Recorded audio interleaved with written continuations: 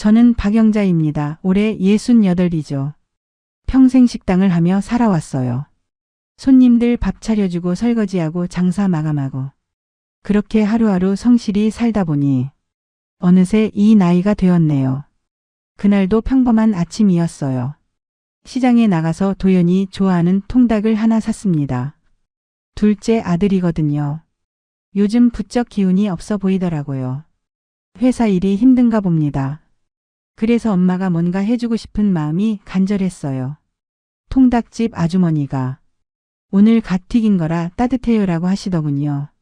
저는 비닐봉지에 정성스럽게 싸가지고 버스를 탔습니다. 도연이 집까지는 1시간 거리예요. 마음은 급해도 몸이 따라주지 않는 나이라 그런지 버스 안에서도 계속 걱정이 되더라고요. 요즘 도연이가 왜 그렇게 말수가 줄었을까? 생각해봐도 답이 안 나왔어요. 며느리 서연이는 평소처럼 웃으며 인사하는데 왜 아들만 그렇게 시무룩한지 모르겠더라고요. 아파트에 도착했을 때였습니다. 경비실에서 오재만 씨가 뛰어나오더니 제 앞을 가로막더군요. 평소에 인사만 나누던 분이었는데 그날은 표정이 심상치 않았어요. 박 여사님, 지금은 들어가시면 안 됩니다. 무슨 소리인지 몰랐죠. 저는 아들 집에 가는 길인데 왜 못 들어가냐고 물었습니다. 그런데 오재만 씨 얼굴이 새하얗더라고요. 눈빛도 초조하고요. 제발 여기서 잠깐만 기다려주세요. 정말 위험해요. 위험하다니요. 무슨 위험이 있다는 거죠. 저는 이해할 수가 없었어요. 그냥 아들 집에 통닭 가져다 주러 가는 건데 말이죠. 하지만 오재만 씨가 워낙 필사적으로 말리니까 잠깐 멈춰섰습니다. 그 순간이었어요. 굉음이 들렸습니다. 마치 천둥이 치는 것 같은, 아니 그보다 더 무시무시한 소리였어요. 땅이 흔들릴 정도로 큰 소리였습니다. 저는 반사적으로 아들 집이 있는 쪽을 바라봤어요. 그리고 그 광경을 잊을 수가 없습니다. 하늘 높이 검은 연기가 치솟고 있었거든요. 마치 지옥에서 솟아오르는 것 같은 시커먼 연기였어요. 도연이. 저는 소리를 지르며 달려가려 했습니다. 하지만 다리에 힘이 빠져서 주저앉고 말았어요. 손에 들고 있던 통닭도 그만 떨어뜨렸죠. 비닐봉지가 찢어지면서 따뜻했던 통닭이 아스팔트 바닥에 굴러떨어졌습니다. 머릿속이 하얗게 되었어요. 제 둘째 아들이 저 불길 속에 있다고 생각하니 정신이 없었습니다. 오재만 씨가 제 팔을 붙들고 119가 왔으니까 괜찮을 거예요. 라고 말했지만 그 말이 귀에 들어올 리가 없었죠. 사이렌 소리가 점점 가까워졌어요. 소방차, 구급차, 경찰차가 연달아 도착했습니다. 저는 그 혼란 속에서도 계속 아들을 찾았어요. 우리 도연이는 어디 있어요? 소방관들에게 물어봤지만 아무도 대답해주지 않더라고요. 그때 한 구급대원이 제게 다가왔습니다. 혹시 최도연 씨 어머니세요? 제가 고개를 끄덕이자 병원으로 후송되었으니 같이 가시죠. 라고 하더군요. 구급차 안에서 저는 계속 기도했어요. 제발 우리 도연이만은 무사하게 해달라고. 평생 그렇게 간절하게 기도해 본 적이 없었습니다.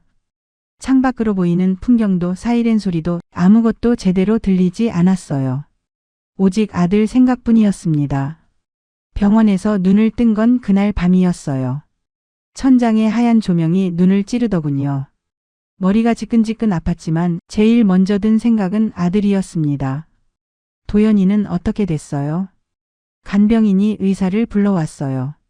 중년의 남자 의사가 제 침대 옆에 앉더니 다행스럽다는 듯 말했습니다. 아드님은 무사합니다. 경미한 화상만 입으셨어요. 그 말을 듣는 순간 눈물이 터져 나왔어요. 살아있다니요. 우리 도연이가 살아있다니요. 가슴속에서 뭔가 확 풀어지는 기분이었습니다. 하지만 안도감도 잠깐이었죠. 의사가 계속 말을 이었거든요. 다만 집과 재산 피해가 심각합니다. 아파트 전체가 불에 탔다고 하더군요. 집이 없어졌다고요? 저는 이해할 수가 없었어요. 그렇게 애써서 마련한 아들 집이 하루아침에 사라져버렸다니요. 도연이가 얼마나 힘들게 대출받아서 산 집인데 말이죠. 다음 날 아침 도연이를 만났습니다. 아들의 왼쪽 팔에 붕대가 감겨 있었어요. 얼굴에도 까맣게 그을린 자국이 있더라고요. 보는 순간 가슴이 미어졌습니다. 엄마, 괜찮아요? 놀라셨죠? 아들이 오히려 저를 걱정하더군요. 이런 상황에서도 엄마 걱정부터 하는 착한 아이라니까요. 저는 아들을 꼭 안아주고 싶었지만 화상 때문에 조심스러워서 그러지도 못했어요. 서연이는 어디 있니? 제가 며느리를 묻자 도연이 얼굴이 좀 어두워졌어요. 병원에 있어요. 충격이 커서 아직 회복 중이에요. 그날 오후에 경찰관이 병실로 찾아왔습니다. 화재 조사를 위해서라더군요. 젊은 경찰관이 차분하게 상황을 설명해 줬어요. 가스 폭발로 추정됩니다만 정확한 원인은 좀 더 조사해봐야겠습니다. 그런데 이상한 게 있었어요.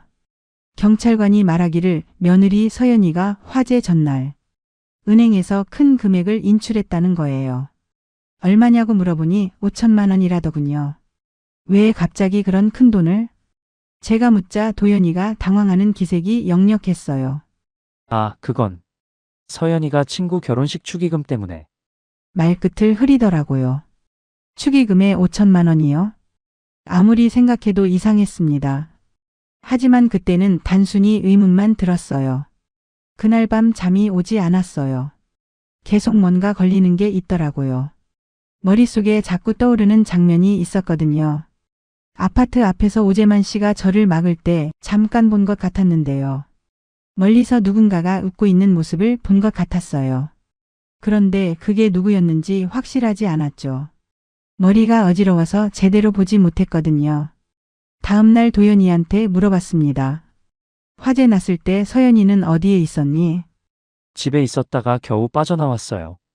그런데 왜 서연이 얼굴에는 그을린 자국이 하나도 없니? 도연이가 잠깐 멈칫했어요. 그리고는 운이 좋았나 봐요. 라고 대답했습니다. 하지만 그 표정이 뭔가 석연치 않더라고요. 제가 너무 예민하게 생각하는 걸까요? 아니면 정말 뭔가 이상한 걸까요? 머릿속이 복잡했어요. 그런데 한 가지 확실한 건 우리 가족의 평범했던 일상이 완전히 무너져 버렸다는 거예요. 아들은 집도 잃고 직장도 쉬어야 하고요. 저도 당분간 이 병원에 있어야 한다고 하더군요.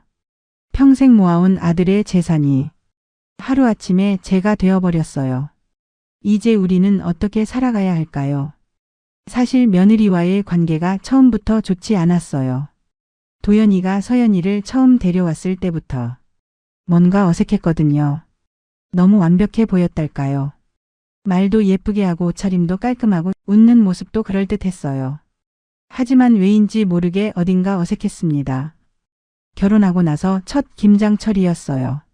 저는 평생 김장을 담가왔거든요. 식당을 하다 보니 김치 맛만큼은 자신 있었죠. 며느리도 좋아할 거라고 생각하고 정성스럽게 담갔습니다. 김장 김치 한 포기를 예쁘게 포장해서 아들 집에 가져갔어요. 그런데 며느리가 받아보더니 이상한 표정을 짓더라고요. 어머님, 감사하긴 한데요. 저희는 백화점에서 파는 유기농 김치만 먹거든요. 그 말을 듣는 순간 기분이 묘했어요. 유기농 김치요? 제가 직접 기른 배추로 담근 김치인데 말이죠. 하지만 며느리니까 뭐라고 할 수는 없었어요. 그럼 냉장고에 넣어둘 테니 나중에라도 먹어라. 네, 알겠어요. 서연이는 웃으면서 대답했지만 그 웃음이 진짜 같지 않았어요. 억지로 웃는 것 같더라고요. 일주일 후에 다시 갔는데 제가 가져간 김치가 그대로 있더군요. 하나도 먹지 않은 채로요. 결국 유통기한이 지나서 버려졌어요. 며느리는 깜빡했다고 했지만 저는 속이 상했습니다. 그 후로도 비슷한 일들이 계속 있었어요. 제가 해준 음식은 항상 남기거나 버렸거든요. 대신 값비싼 외식만 하더라고요. 한 번은 도연이한테 물어본 적이 있어요. 너희 집에서 밥은 해먹니? 맨날 외식만 하는 것 같던데. 서연이가 요리를 잘 못해요. 그래도 노력하고 있어요. 아들은 항상 며느리를 감쌌어요. 제가 뭘 말해도 서연이 편만 들었죠. 그럴 때마다 속이 답답했지만 아들이 좋아하니까 참았습니다. 어느 날은 명절 때였어요. 전을 부치려고 재료를 사다가 아들 집에 갔는데 서연이가 고급 호텔 음식을 주문했더라고요. 어머님, 요즘은 이렇게 주문해서 먹어요. 편하잖아요. 한 상자에 10만 원이 넘더군요. 저는 어이가 없었어요. 명절인데 직접 만든 음식을 먹어야 하는 것 아닌가요? 하지만 서연이는 격이 다르다고 하더라고요. 격이요? 그 말이 제일 상처였어요. 평생 성실하게 살아온 저한테 격이 안 맞는다고 하다니요. 그날 집에 돌아와서 많이 울었습니다. 남편이 물어보더군요. 왜 그래? 며느리가 뭐라고 했어? 아니야. 괜찮아. 말하고 싶지 않았어요. 말해봤자 참아라라고 할 게 뻔했거든요. 하지만 속으로는 계속 끌어올랐어요. 서연이는 항상 브랜드 옷만 입었어요. 가방도 신발도 화장품도 전부 비싸 보이는 것들 뿐이었죠. 어떻게 그런 걸 살 돈이 있는지 궁금했어요. 도연이 월급으로는 버거울 텐데 말이죠. 한 번은 서연이 친구들을 만난다고 하더니 100만 원짜리 핸드백을 들고 나가더라고요. 제가 그렇게 비싼 걸 사도 되니? 라고 물었더니 친구들 앞에서 창피당할 순 없잖아요. 라고 하더군요. 창피요? 저는 평생 그런 생각을 해본 적이 없었어요. 성실하게 살면 되는 거 아닌가요? 왜 남한테 보이기 위해 그렇게 돈을 쓰는 건지 이해할 수가 없었습니다. 그런데 정작 도연이는 그런 서연이를 예뻐했어요. 서연이는 원래 그런 환경에서 자랐어요라고 하더라고요. 그럴 때마다 저는 소외감을 느꼈습니다. 우리 집은 서연이한테 격이 안 맞나 봐요. 시골에서 식당하며 번 돈으로는 며느리 눈에 차지 않나 봅니다. 그래도 저는 참았어요. 아들이 행복하면 되는 거라고 생각했거든요. 하지만 지금 생각해보니 그때부터 뭔가 잘못되기 시작한 것 같아요.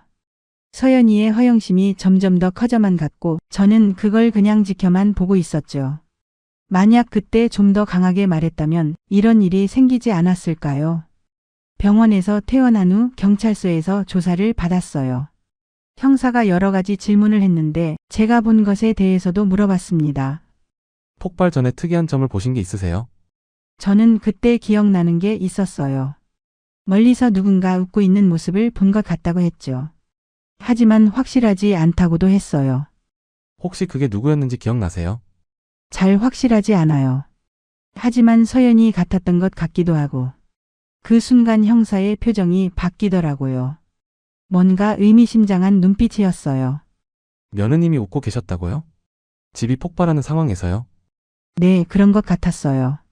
하지만 저도 정신이 없어서 형사가 메모를 적더니 다른 질문들을 했어요. 그런데 며칠 후에 결과가 나왔다고 연락이 왔습니다. 가스 누출로 인한 사고라는 거예요. 사고요?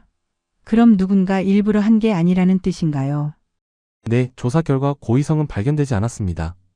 하지만 저는 뭔가 이상했어요. 그날 본 것이 계속 머릿속에 맴돌았거든요. 서연이가 웃고 있던 모습이 자꾸 떠올랐어요. 며칠 후 도연이를 만났을 때 그 이야기를 했습니다. 도연아, 엄마가 그날 본 게 있는데 뭘 보셨어요? 서연이가 웃고 있던 것 같았어. 도연이 얼굴이 굳어졌어요. 엄마, 그런 소리 하지 마세요. 서연이가 왜 웃어요? 집이 타는데. 그래도 엄마가 본 건 착각하신 거예요. 그날 얼마나 혼란스러웠는데요. 아들이 제 말을 믿지 않더라고요. 오히려 화를 내는 것 같았어요. 서연이가 그럴 사람이 아니에요. 엄마도 아시잖아요. 하지만 그 큰 돈을 왜 갑자기 뽑았을까? 그건 정말 축의금 때문이었어요. 친구가 재벌가랑 결혼해서 축의금이 많이 들었다고 하더라고요. 재벌가 결혼식에 5천만 원 축의금이요. 아무리 생각해도 말이 안 되는데 도연이는 믿고 있더라고요. 아니, 믿으려고 하는 것 같았어요. 다음 날 서연이를 만났어요. 며느리는 여전히 말끔한 모습이었습니다. 화재를 겪었다고는 믿어지지 않을 정도로 깔끔했어요. 어머님, 많이 놀라셨죠? 저도 정말 무서웠어요. 하지만 서연이 눈빛에는 두려움이 보이지 않았어요. 오히려 차분해 보였죠. 화재를 겪은 사람의 눈빛이 아니었어요. 서연아, 그날 넌 어디에 있었니? 집에서 설거지하고 있었어요. 그런데 갑자기 가스 냄새가 나더라고요. 그래서 급히 밖으로 나왔죠. 그리고 곧바로 폭발이. 말은 자연스러웠지만 뭔가 연습한 것 같은 느낌이었어요. 너무 완벽했거든요. 진짜 겪은 일치고는 감정이 없더라고요. 그런데 넌 다친 곳이 없니? 도연이는 화상도 입었는데 운이 좋았나 봐요. 또 운이요. 도연이도 그렇게 말했고 서연이도 그렇게 말하네요. 정말 운일까요? 그날 밤 잠을 이룰 수가 없었어요. 계속 뭔가 걸렸거든요. 서연이의 표정, 말투, 행동. 모든 게 부자연스러웠어요. 하지만 증거가 없으니 어쩔 수 없었죠. 며칠 후 도연이한테 다시 말해봤어요. 도연아, 엄마는 정말 그날 서연이가 웃는 걸 봤어. 엄마, 제발 그런 소리 하지 마세요. 서연이가 얼마나 충격받았는데요. 아들이 화를 냈어요. 제 말을 전혀 믿지 않더라고요. 그런 식으로 의심하시면 안 돼요. 서연이도 피해자라고요. 피해자요. 정말 그럴까요? 저만 이상하게 생각하는 걸까요? 하지만 가슴 한구석에서는 계속 경고음이 울리고 있었어요. 뭔가 잘못됐다고, 진실은 따로 있다고 말이죠. 일주일 후 소방서에서 연락이 왔어요. 화재 현장에서 수습된 물건들을 찾아가라는 거였습니다. 도연이와 함께 갔는데 정말 볼품없이 타버린 것들 뿐이었어요. 그런데 그 중에 보석 상자가 하나 있었어요. 겉은 새까맣게 탔지만 안쪽은 그나마 괜찮더라고요. 서연이 것 같았는데 도연이가 집에 가져가서 정리하자고 했어요. 집에 돌아와서 상자를 열어봤습니다. 목걸이, 반지, 귀걸이 같은 것들이 들어 있었어요.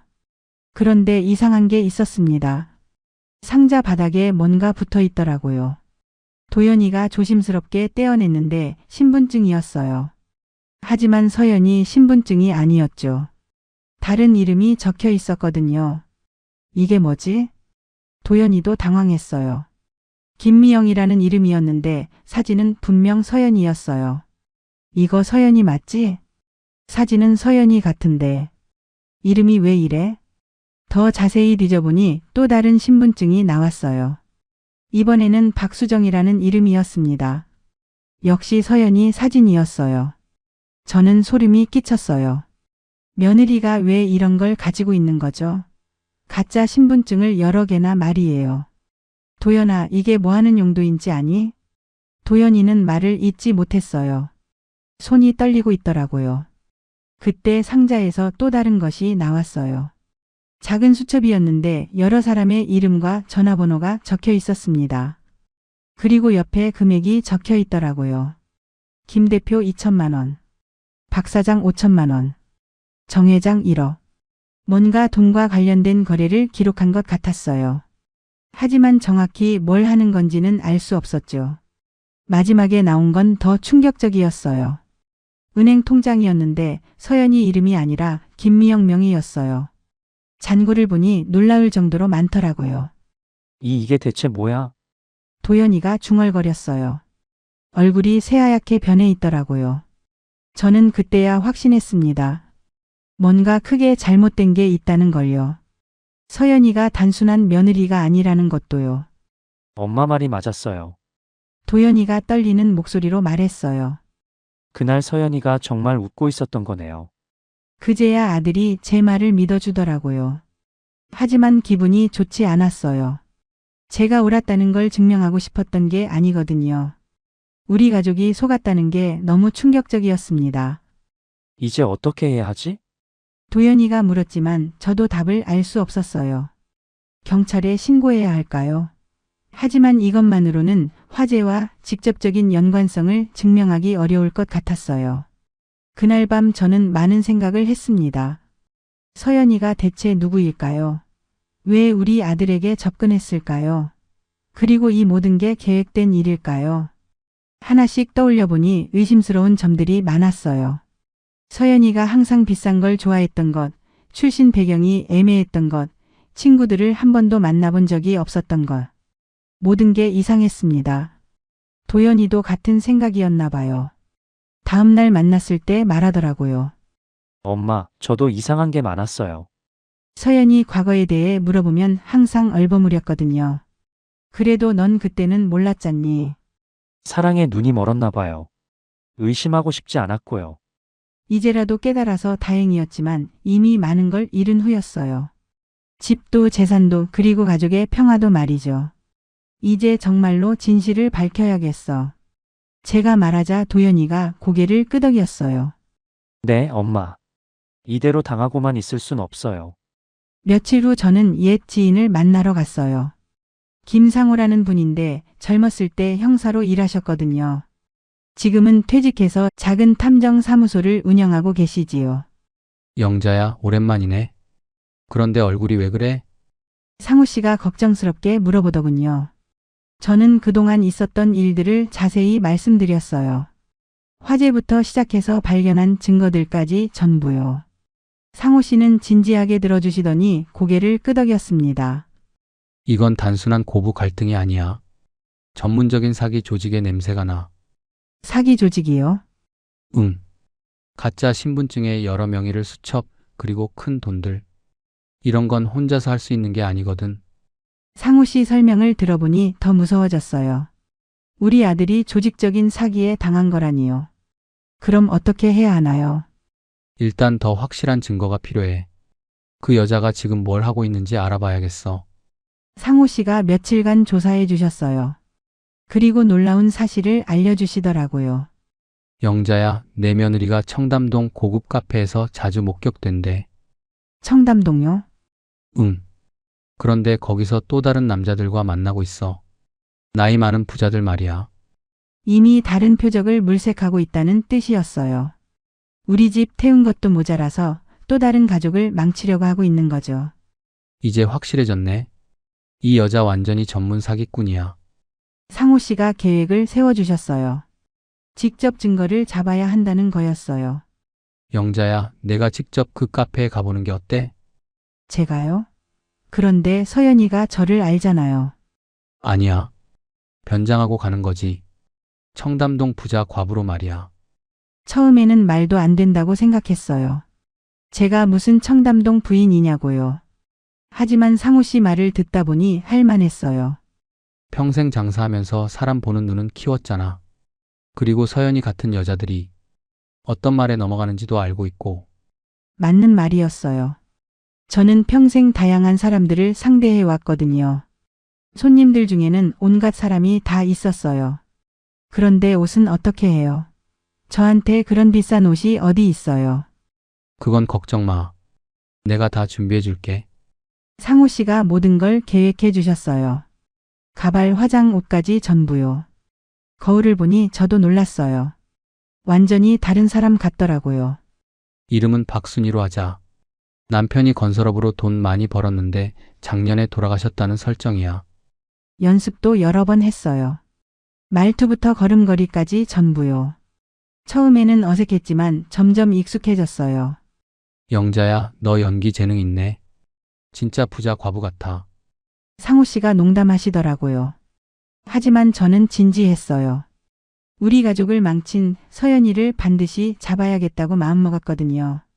드디어 작전 당일이 왔어요. 가슴이 두근두근했지만 동시에 각오도 단단했습니다. 평생 당하기만 살았는데 이번만큼은 제대로 해보겠다고 다짐했어요. 청담동으로 향하는 택시 안에서 저는 계속 연습했어요. 박순희 역할을 완벽하게 소화해야 했거든요. 우리 가족의 복수가 시작되는 순간이었습니다. 청담동 고급 카페에 들어서는 순간 저는 긴장했어요. 화려한 샹들리에의 대리석 바닥, 그리고 명품 가방을 든 부인들이 여기저기 앉아 있더라고요. 정말 제가 어울릴 만한 곳이 아니었죠. 하지만 상우 씨가 준비해준 옷을 입고 있으니까 자연스럽게 녹아들 수 있었어요. 모든 게 명품이었거든요. 가방도 시계도 심지어 신발까지요. 구석진 자리에 앉아서 커피를 주문했습니다. 그리고 기다렸어요. 상우 씨 정보에 따르면 서연이가 오후 3시쯤 온다고 했거든요. 시간이 지나고 드디어 서연이가 나타났어요. 평소보다 더 화려하게 치장하고 있더라고요. 명품으로 온몸을 두르고서는 당당하게 들어왔습니다. 그런데 혼자 온 게 아니었어요. 중년 남성이 함께 있었는데 정장 차림에 고급 시계를 차고 있더라고요. 은행원 같아 보였어요. 두 사람이 제게서 멀지 않은 곳에 앉았습니다. 저는 신문을 펼쳐들고 몰래 엿들었어요. 다행히 목소리가 잘 들렸습니다. 이번 거는 정말 확실해요? 남자가 물어보더군요. 물론이죠. 제가 언제 실패한 적 있어요? 서연이가 자신만만하게 대답했어요. 그 목소리를 들으니 화가 치밀어 올랐습니다. 우리 집을 태워놓고도 아무렇지도 않은 것 같더라고요. 그런데 이번엔 좀 까다로운 상대 같던데요. 나이도 많고 나이 많은 남자가 오히려 쉬워요. 외로우니까 관심만 보여주면 금방 넘어가죠. 두 사람이 계속 대화를 나눴어요. 들어보니 또 다른 피해자를 물색하고 있는 것 같았어요. 이번에는 70대 호라비를 노리고 있더라고요. 돈은 얼마나 있대요? 부동산만 50억은 될 거예요. 아들, 딸들이 해외에 살고 있어서 관리도 안 하고 있고요. 50억이요? 우리 집보다 훨씬 큰 피해가 예상되는 상황이었어요. 그때 서연이가 갑자기 제 쪽을 쳐다봤어요. 순간 심장이 멎는 줄 알았습니다. 하지만 다행히 못 알아보는 것 같았어요. 변장이 완벽했거든요. 대화는 계속됐습니다. 지난번 최도형 거는 어떻게 정리했어요? 남자가 물어보니 제 온몸에 소름이 끼쳤어요. 우리 아들 이야기를 하는 거였어요. 깔끔하게 끝났죠. 보험금까지 받았으니 일석이조예요. 보험금이라고요? 우리 집에 보험금이 있었나 봐요. 제가 모르는 사이에 서연이가 보험을 들어놨던 거예요. 역시 당신 솜씨는 대단해요. 가스 폭발로 위장하는 건 어떻게 생각해낸 거예요? 가스 폭발 위장이라니요. 예상했던 대로 정말 서연이가 일부러 우리 집을 태웠던 거였어요. 간단해요. 가스밸브만 살짝 열어두고 시간 맞춰서 불씨를 던지면 되거든요. 저는 너무 충격받아서 컵을 떨어뜨릴 뻔했어요. 정말로 계획적인 방화였던 거예요. 우리 아들이 죽을 수도 있었는데 말이죠. 그런데 시어머니가 좀 눈치 빠르더라고요. 계속 의심하길래. 괜찮아요. 어차피 증거는 다 태워버렸잖아요. 두 사람이 웃으며 대화를 나누는 걸 보니 정말 화가 났어요. 하지만 참아야 했습니다. 더 많은 증거를 잡아야 했거든요. 상우 씨가 준비해준 몰래카메라와 녹음기가 모든 걸 기록하고 있었어요. 이제 확실한 증거를 잡았습니다.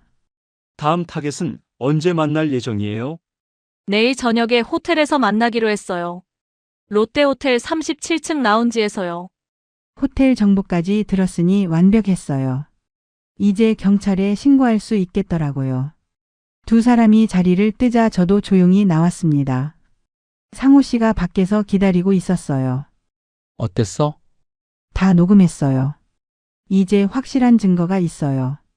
녹음 파일을 들려드리니 상우 씨도 놀라더라고요. 이거면 충분해.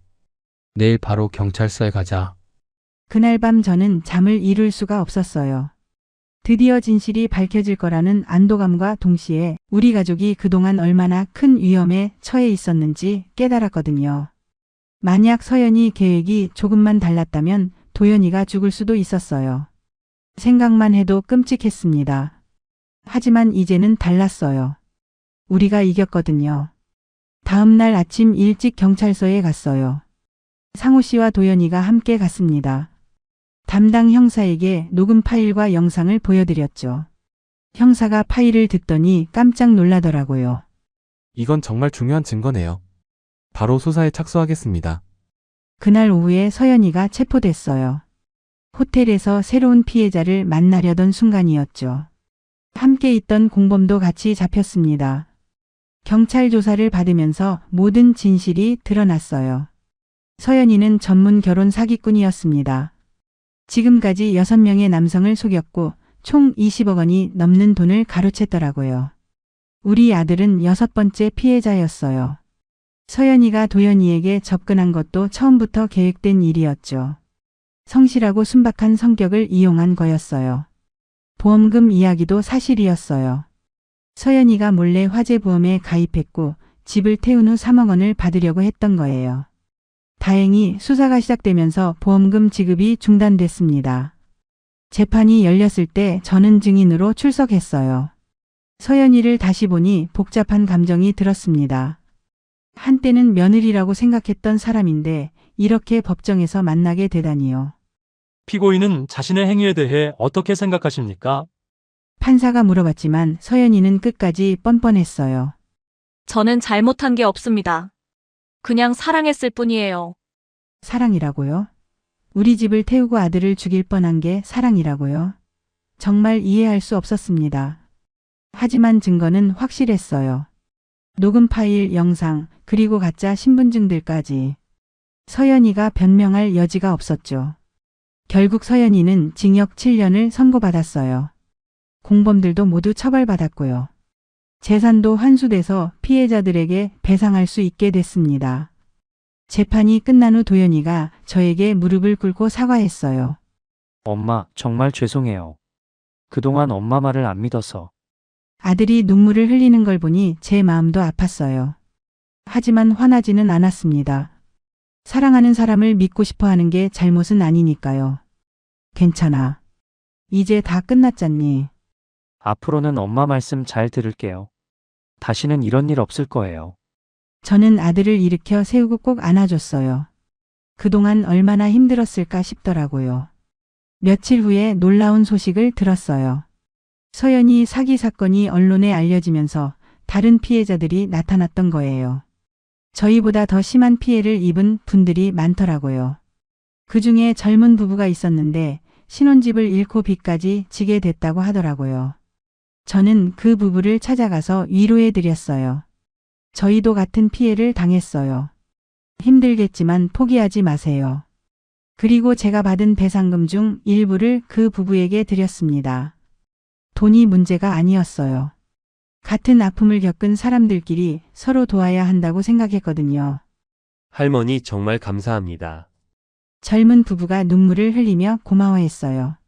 그 모습을 보니까 제 마음도 따뜻해졌습니다. 그날 밤 작은 원룸에서 도연이와 함께 저녁을 먹었어요. 예전 집은 없어졌지만 이 작은 공간이 더 포근하게 느껴졌습니다. 엄마, 통닭 사왔어요. 도연이가 통닭 한 마리를 사들고 왔더라고요. 처음 서연이 집에 가려고 했던 그날처럼 말이에요. 맛있겠네. 저희는 작은 식탁에 앉아서 통닭을 나눠 먹었어요. 그동안 있었던 일들을 생각하니 감회가 새로웠습니다. 엄마, 이제 정말 새로 시작하는 거네요. 그래. 우리 다시 열심히 살자. 통닭을 먹으며 도연이와 웃었어요. 오랜만에 진짜 웃음이었습니다. 그동안 얼마나 많은 일이 있었는지 모르지만 이제는 모든 게 끝났어요. 복수의 끝은 분노가 아니라는 걸 깨달았습니다. 상처 입은 사람들이 다시 일어설 수 있도록 손을 내미는 것, 그것이 진짜 승리였어요. 저는 도연이와 함께 통닭을 나눠 먹으며 새로운 시작을 다짐했습니다. 이제는 정말 평범하고 행복한 일상을 살아갈 수 있을 거예요.